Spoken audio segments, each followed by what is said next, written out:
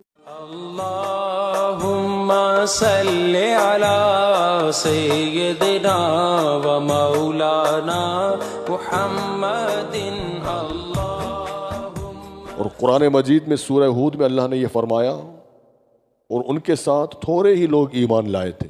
950 سال تک یہ تبلیغ کرتے رہے اور ان کی تبلیغ کے اتنے لمبے عرصے میں صرف 80 لوگ ایمان لے آئے. نوح علیہ السلام بیزار ہوئے تو انہوں نے اپنی قوم کے لیے بد دعا کی کہ یا اللہ یہ سمجھنے والی قوم نہیں ہے، ان پر عذاب بھیج. کہ حکم سے آپ نے ایک کشتی اللہ تعالیٰ کے حکم سے تیار کی اور کشتی تیار کرنے میں بھی ایک طویل وقت لگا، ایک بہت بڑا عرصہ لگا. اس وقت میں بھی جو لوگ گزرتے تھے حضرت نوح علیہ السلام سے جب پوچھتے کہ اے نوح تم کیا کر رہے ہو، وہ یہ فرماتے کہ میں کشتی بنا رہا ہوں، ان قریب اللہ تعالیٰ تم پر عذاب نازل فرمائے گا. تو وہ اس وقت مذاق اڑاتا کہ جب تیار ہو گئی اب آپ نے اپنے ان 80 لوگوں کو ساتھ بلایا اور وہ اینیملز جو اللہ کے حکم سے ایک ایک جوڑے کو آپ نے اپنے ساتھ لیا تاکہ دوبارہ سے ان کی نسل کو چلایا جائے اب یہ کشتی میں، کیونکہ اب اللہ کی جانب سے طوفان آنے والا ہے. مورخین لکھتے ہیں کہ ایک عورت جو حضرت جناب نوح پر ایمان لا چکی تھی اور وہ یہ جانتی تھی کہ طوفان آنے والا، اور اکثر وہ جاتی حضرت نوح علیہ السلام کے پاس اور کہتی کہ اے اللہ کے نبی آپ کی کشتی تیار ہو چکی ہے، کہ جب کشتی تیار ہو جائے تو مجھے فورگیٹ مت کرنا، مجھے مت بھولنا، میں آپ کے ساتھ چلنا چاہتی ہوں، میں جانتی ہوں آپ اللہ کے نبی ہیں اور آپ نے جب فرما دیا ہے کہ طوفان آئے گا تو وہ آئے گا. آپ نے فرمایا کہ فکر مت کریں، جب تیار ہو جائے گی تو ساتھ لے لیا جائے گا.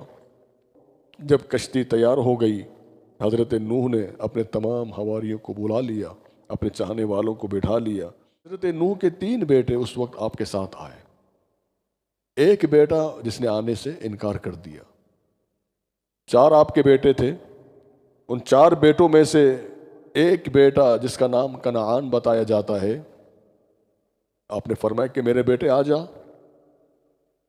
وہ کہنے لگا کہ میں پہاڑ پر چڑھ جاؤں گا، مجھے پہاڑ کی چوٹی پر پناہ مل جائے گی، میں بچ جاؤں گا. باہر کے وہ نہیں دیکھ رہا ہے کہ طوفان آ رہا ہے، طوفان بڑھ رہا ہے. اس قدر طوفان بڑھنے لگا کہ وہ یہ سمجھا کہ میں چوٹی پر پہنچ جاؤں گا تو بچ جاؤں گا. ایک نبی کے کہنے پر، بلانے پر وہ نہ گیا. اب وہ اپنی آنکھوں سے دیکھ رہا ہے کہ پہاڑ ڈوبنے لگا، پانی اس کے قدموں تک پہنچا، قدموں سے گھٹنوں تک پہنچا، یہ دیکھ رہا ہے.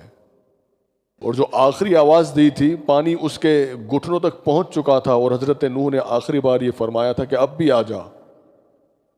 مگر وہ یہی سمجھا کہ میں بچ جاؤں گا، مگر ہوا یہی. اب کشتی چلنے لگی تو پانی اس کے سینے تک پہنچا اور پھر سر سے گزر گیا اور وہ اس طوفان میں غرق ہو گیا، ہلاک ہو گیا. اور باقی 80 لوگوں پر یہ مشتمل پورا یہ قافلہ اللہ نے حفاظت فرمائی، باقی سب تباہ ہو گئے. 6 مہینوں تک یہ طوفان رہا اور 6 مہینوں تک یہ کشتی چلتی رہی. ایک جودی کے پہاڑ پر بتایا جاتا ہے کہ کشتی ٹھہری. اب وہ وقت بھی آیا کہ کشتی اب رک چکی ہے. اور پھر بڑے عرصے کے بعد پھر اسی مائی سے ملاقات ہوئی جو یہ کہتی تھی کہ حضرت نوح مجھے اپنے ساتھ لے لینا. اب وہ آئی، کہا کہ اے نوح کیا کشتی تیار ہو چکی ہے؟ حضرت نوح فرمانے لگے کہ مائی کشتی تو تیار بھی ہو گئی، طوفان آ بھی گیا، ختم بھی ہو گیا، تو کیسے بچ گئی؟ وہ کہنے لگی کہ میں تو آٹا گوندھ رہی تھی، مجھے تو پتا ہی نہیں کہ طوفان بھی آیا ہے. تو وہ جو عورت تھی، بزرگ تھی، اسے محبت تھی حضرت نوح سے، ایک نبی سے، اور وہ جانتی تھی کہ طوفان آئے گا، وہ ایمان لا چکی تھی. تو یہ مورخین کہتے ہیں کہ اگر اتفاق ایسا بھی ہو جائے جن کے دلوں میں اگر ایمان ہو تو طوفان آ کر چلے بھی جائے تو انہیں کچھ نہیں ہوتا، اللہ ان کی حفاظت فرما دیتا ہے.